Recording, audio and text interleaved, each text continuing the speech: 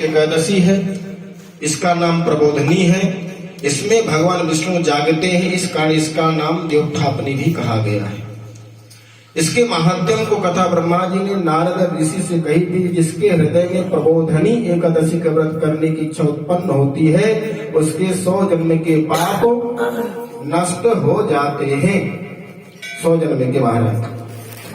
और व्रत की विधि पूर्वक करना चाहिए। अनंत जन्म के पाप नष्ट होते अगर करें, भगवान की प्रसन्नता का मुख्य साधन है। प्रबोधनी एकादशी के व्रत से मनुष्य को आत्मा का बोध होता है। इसमें व्रत करें, आत्मबोध की प्राप्ति होती है। प्रबोधनी एकादशी के व्रत से महाराज तथा भगवान की कथा श्रवण करने से 7 दीपों के दान करने का फल मिलता है। और जो कथावाचक की पूजा करते हैं वह भी उत्तम लोगों को प्राप्त करते हैं। कार्तिक मास में जो तुलसी द्वारा भगवान का पूजन करता है, उसके 10,000 जन्म के पाप नष्ट हो जाते हैं। वो पुरुष कार्तिक में वृंदा का दर्शन करते हैं, यानी तुलसी महारानी का, तुलसी महारानी की। और महाराज वह 1000 युग तक वैकुंठ में निवास करते हैं। मात्र दर्शन करने से, जो जल सिंचन करते, दीप दान करते, उसका महत्व तो मत पूछो। जो तुलसी का वृक्ष लगाते हैं महाराज में संतान नहीं रहते। जो तुलसी की जड़ में जल चढ़ाते, उनकी वंश सदैव फूली फली रहती है। जिस घर में तुलसी का पेड़ हो, उसमें महाराज यमराज के दूत नहीं जाते हैं।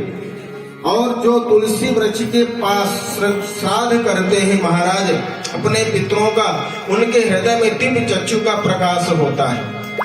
जो शालिग्राम के चौदक से तुलसी मिलाकर पीते हैं, उनके महाराज अकाल मृत्यु नहीं होती है। इसलिए चरणामृत का पान किया जाता, सारी व्याधियां नष्ट होती हैं, पुनर्जन्म को नहीं प्राप्त होते। ऐसी पतित पावनी तुलसी का पूजन इस मंत्र से करना चाहिए। कौन सा मंत्र है? ओम श्री वृंदाय नमः। ओम श्री वृंदा। चतुर्मास तिल का दान करना चाहिए व्रत करके।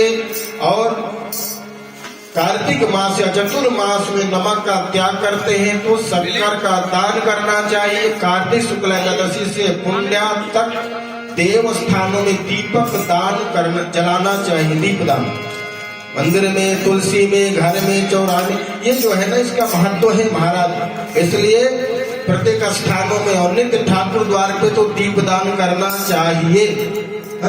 इसलिए तुलसी एकादशी का महत्व मैंने आपको बताया ही था। एकादशी का मतलब ही यही है।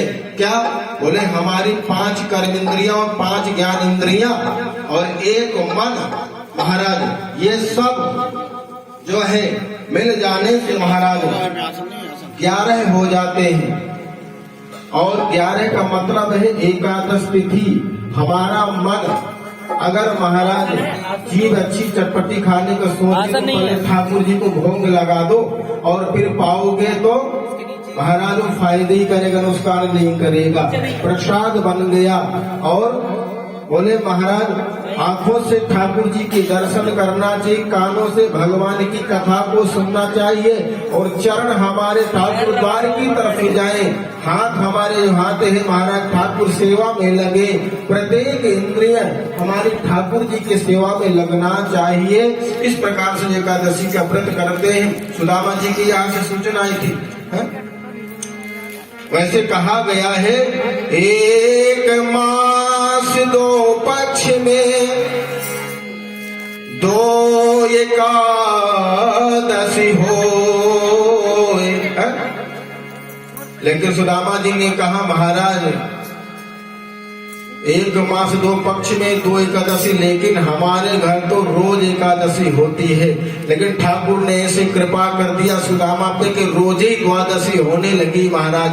इसलिए ठाकुर की कृपा हो जाए महाराज, वो कृपा कर दे तो बात बन जाए। हमें जीव है और हमसे भूल होती रहती है, और ये भूल का क्षमा कहाँ से मिलता है? बोले क्षमा मिलता है भगवान की कथा श्रवण करने से। 2 लाइन